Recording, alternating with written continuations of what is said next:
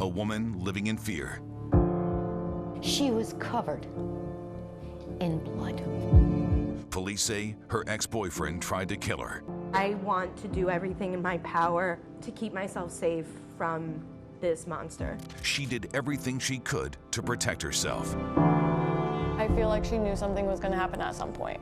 Then, her worst fears came to pass. The person with the knife being held down by customers inside O'Connor's. When a second violent attack unfolded inside a crowded restaurant. I wish she had let me go with her. Tonight, we are spotlighting a case that underscores the challenges facing victims of domestic violence. Good evening. I'm Carrie Kavanaugh. 25 Investigates has examined the murder of Amanda Dabrowski for months, uncovering a series of troubling incidents in the final months of her life. Amanda had a bright future. In late 2018, the 31-year-old got a new job and place on her own. At work, she met a new man, and they dated for a couple of months. Police say their breakup triggered 2 horrific acts of domestic violence, including Amanda's murder. Her family says the system failed to protect Amanda multiple times. Amazing, young, beautiful woman, full of life. She was a fighter. She was feisty. She was their firstborn.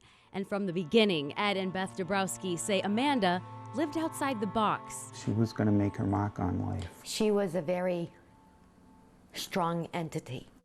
When Amanda turned 30, she had everything going for her. She spent some years away from home in Webster, Massachusetts, first at Northeastern University, then living and working in Florida. In August 2018, she moved back home to Massachusetts.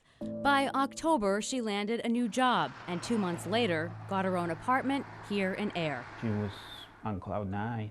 Hi, I'm Amanda with the Glorious Grape. Second only to her family and her dog, Gus, was Amanda's love of food and wine. The Glorious Grape blog was where her foodie passions came to life. Felt like things were just really taking off for her. They were. She was on top of the world. She was ecstatic. And by the end of 2018, she'd met a new man, Carlos Asensio. Amanda and Carlos both worked at Bristol Myers Squibb, a pharmaceutical company in Devens. Amanda was a biologist, Carlos a software engineer. I don't know, wanted to try something different with someone that she wouldn't normally go for. Sister Victoria says Carlos pursued Amanda. A simple date would put into motion a series of events no one saw coming. And he was very, very clingy. Anytime I would go over there, he was there, wouldn't leave when she wanted him to. It wasn't clicking. She didn't have good feelings, and she just said, I need to take care of me first. So Amanda broke up with Carlos after a couple of months. He did not take that well at all. There were incidents at work where he was harassing her. Police reports detail some of those incidents, including ones at work. April 16, 2019, Carlos booked a conference room and requested a meeting with her. During that meeting, he asked to have one more time with her alone and do the things they used to do. Amanda claimed Carlos pulled out an envelope of cash out of his pocket and threw it on the table, accusing Amanda of having sex for money. And the harassment allegedly continued at work the next day. The Dabrowskis say Amanda planned to report it all to her managers. She never had the opportunity. We received a call about a little before 5 a.m. that Amanda was being transported to UMass Medical with non-life-threatening injuries. She was a victim of a home invasion. It was pre-dawn Easter Sunday morning, April 21st, 2019.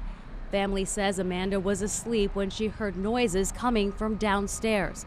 In the darkness, she went down the steps and first noticed a bag. Inside, she saw handcuffs. He hit her with a stun gun several times. The police report says Amanda grabbed a bottle of wine and struck the intruder's head, but he persisted, and he was on her back trying to pull her down and was strangling her. She does everything she can to defend herself. Amanda told police she was able to get to the kitchen. She grabbed a knife and fought back hard, but the intruder then pointed a gun at her and directed her to get on her knees. But she rose up and began fighting again. During the struggle, she shoved him twice, eventually pushing him out a window. The intruder, though, managed to get a hold of his bag and took off. She ran upstairs, checked under her bed for her phone, couldn't find the phone, grabbed her dog, grabbed her keys, got in the car, and drove to Air Police. At the police station records show, Amanda told police she believed the attacker to be her ex-boyfriend and co-worker, Carlos Asensio. The intruder was masked, but she told investigators she recognized certain distinct features and could see strands of long hair. It was then she told investigators about the workplace harassment and that Carlos told her his biggest failure in life was not being able to maintain the relationship with her. I saw the marks on her body. She was hospitalized, bloodied, and bruised, her right hand mangled from the fight. She said, "Dad, I fought him off." She was so proud of that. As for her attacker, Monday, he does not show up to work. By then, Asensio had already fled the country. On the run, the encounter at the Canadian border that left this family demanding answers. Who let him out and who let him back in? Plus, I feel like she knew something was going to happen at some point. when the murder of Amanda Dabrowski continues in 60 seconds.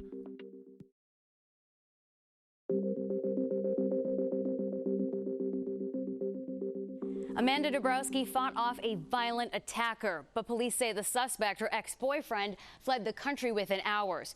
We retraced Carlos Asensio's alleged escape, a drive that would take us through 3 New England states. Police records show investigators tracked Asensio's cell phone the day of the attack. They say that morning he left Air and headed north. The trail led investigators here, some 49 miles from Air in Bow, New Hampshire. It was out here along 93. Local police say they found a duffel bag. In it, duct tape, handcuffs, ammunition, knives, and Amanda's cell phone. The border crossing in Derby Line, Vermont is relatively quiet. Few lanes of traffic lead into and out of Canada. Nonetheless, something about Carlos's arrival stood out to the first Canadian Border Patrol officer he encountered. So Asensio arrives here at the border crossing checkpoint between Derby, Vermont and Canada. Canadian border agents actually put him through 2 rounds of questioning. Sources tell us Asensio appeared disheveled and was in possession of a bulletproof vest. Now, despite that extra questioning, those agents allowed him through, and police say he went directly to the airport in Montreal, where he boarded a flight to Cancun, Mexico. Carlos, a U.S. citizen, was out of the country using his passport within 4.5 hours of the attack. 4 days later, investigators in Middlesex County issued a warrant for his arrest for the attempted murder of Amanda Dabrowski. With Carlos on the run, Amanda's life would have to change. She immediately left her Air apartment and moved back home to Webster to start healing physically and emotionally.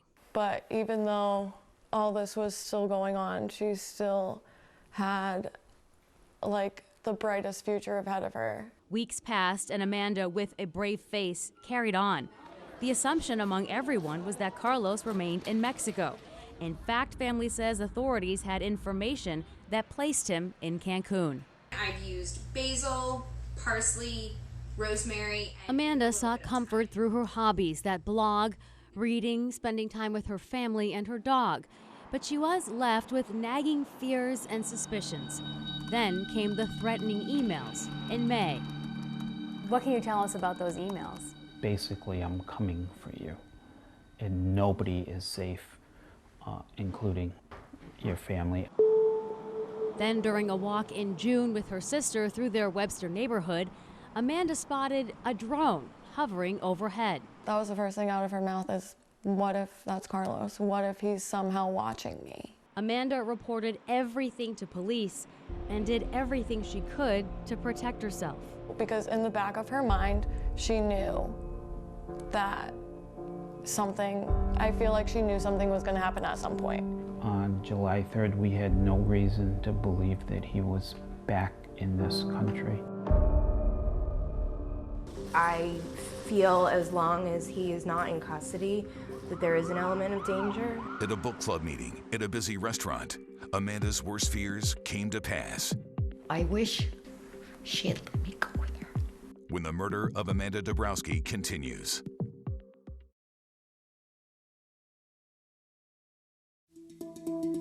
On July 3rd, 3 months after the Easter Sunday attack, Amanda Dabrowski ventured out on her own for the first time. It was a book club meeting at a busy restaurant, a public place she thought she'd be safe. Are you sure you don't want me to go with you? Give me a minute to change up, and I'll be right there with you. No, Mom, it's okay. I'm in public. Amanda was meeting up with a new book club. It met at O'Connor's restaurant in Worcester. I wish she had let me go with her. Does anyone have any response to 1160 West Forest at O'Connor's restaurant? Someone was reporting someone fighting or being stabbed. They could see blood everywhere. He was in the building walking around with knives in his hand. Inside that crowded restaurant, violence erupted. We heard the lady screaming. And the screaming had turned to a screech. Alan Corson Jr. was out when he heard a woman's cries for help. He says he saw a man on top of a woman stabbing her over and over again. He grabbed the man and put him in a chokehold. Soon, other restaurant patrons and workers jumped in to help. You know, I got one of the knives from him, and I look over, and there's a kitchen knife sitting right there, and it's covered in blood. And the guy's just like, kill me. I mean, it's surreal. Corson himself was stabbed during the struggle. Several witnesses held the attacker down until police arrived and arrested Amanda's ex-boyfriend, Carlos. So I watched my daughter walk out of our home to go to that restaurant, only to get a call that is life-threatening. Amanda was rushed to UMass Memorial Medical Center. A trauma team did everything they could, but could not save her. When he came out and said he was so sorry.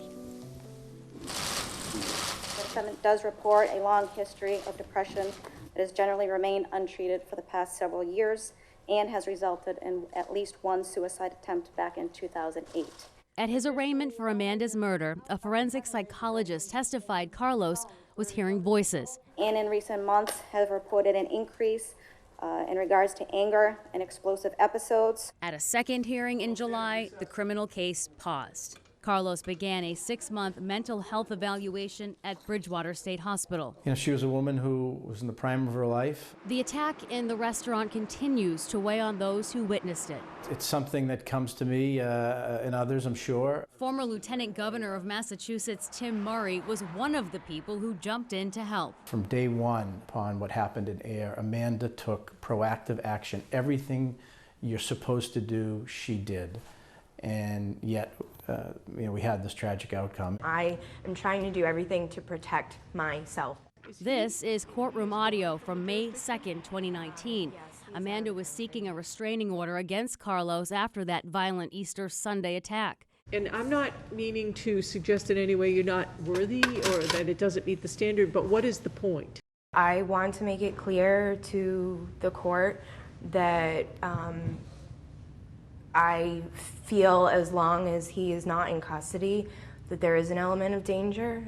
I want to do everything in my power to keep myself safe from this monster.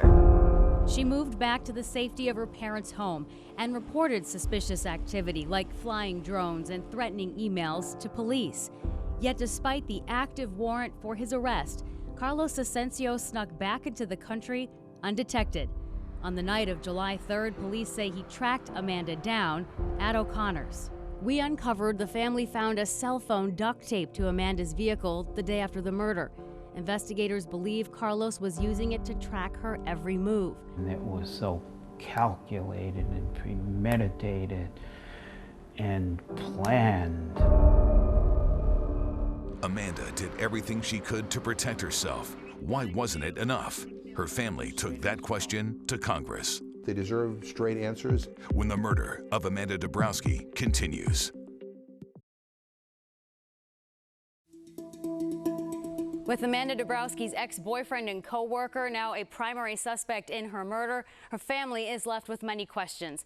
Topping the list, how did a wanted Carlos Asensio get back into the country past federal and local authorities? Who let him out? And who let him back in? They took those questions all the way to Congress. I've talked to now the acting Canadian ambassador. I'm trying to look for some details about why was this man allowed to go through and get on a plane. Massachusetts Congressman Jim McGovern says Canada maintains they did everything right. But he says the family still deserves answers and assurances this won't happen to anyone else. The system, which hopefully is designed to protect people, failed. In December, Amanda's family received an answer from the Department of Homeland Security. In this letter, the agency admits it has no idea when or where Carlos re-entered the U.S., so all they can assume is that he circumvented all ports of entry and crossed illegally. A lot of people have dropped the ball. The family feels failed by numerous systems. Sure.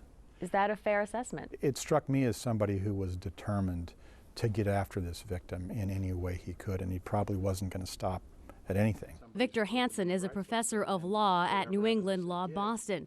He does not represent anyone in this case, but examined it for us and says, sadly, it could come down to resources. Police have limited resources, law enforcement have limited resources. This would be a very difficult case to keep track of once the individual has gone that far away from the jurisdiction. You should not be fired because you suffered the misfortune of somebody else's violence against you. Amanda was fired from her job 2 days after the Easter Sunday home invasion. But she is the victim, but we're going to terminate her. When the murder of Amanda Dabrowski continues.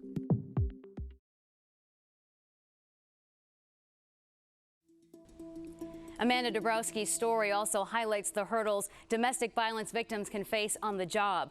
We learned confrontations between Amanda and Carlos Asensio started at work. Less than 48 hours after she was attacked the first time on Easter Sunday, Amanda was fired. Monday, I called and contacted her boss. What exactly did you tell them? That Amanda had been a victim of a home invasion, that she would be out of work for a week. The day after the Easter Sunday attack, Beth Dabrowski called Amanda's employer, Bristol Myers Squibb, with a doctor's note for her injuries. Thank you. Have her return the hard copy on her day back to work. Sources told us Bristol Myers Squibb knew right away about the attack and that both the victim and the suspect were employees. 2 days later, Amanda was terminated via email. Sunday was the attack.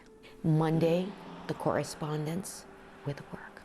Tuesday afternoon at 2:53, she has communication. She's been terminated from her job.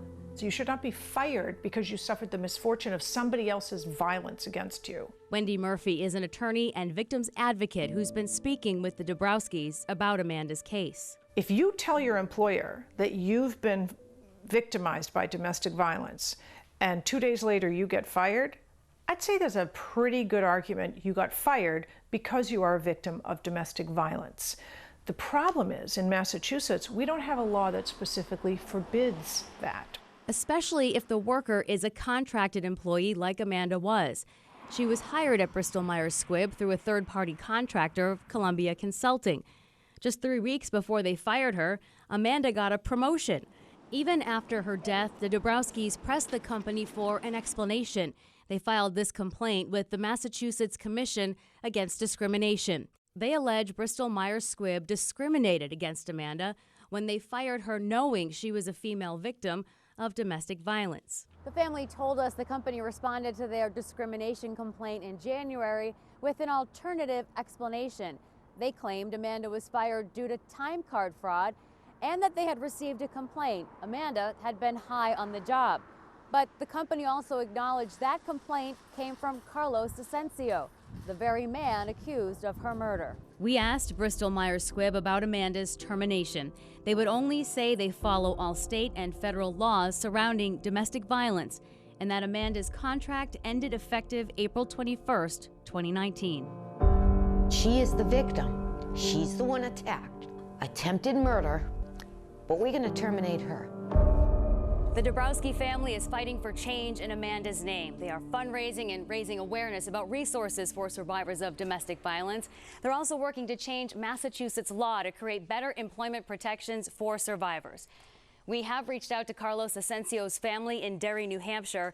They have not commented. His attorney would only tell us he understands the family is suffering and wants justice for Amanda. Asensio pleaded not guilty to charges including murder in court February 10th. He's being held without bail and will continue a mental health evaluation at Bridgewater State Hospital. To see all of our reporting on the murder of Amanda Dabrowski, head to boston25news.com. I'm Carrie Kavanaugh. Good night.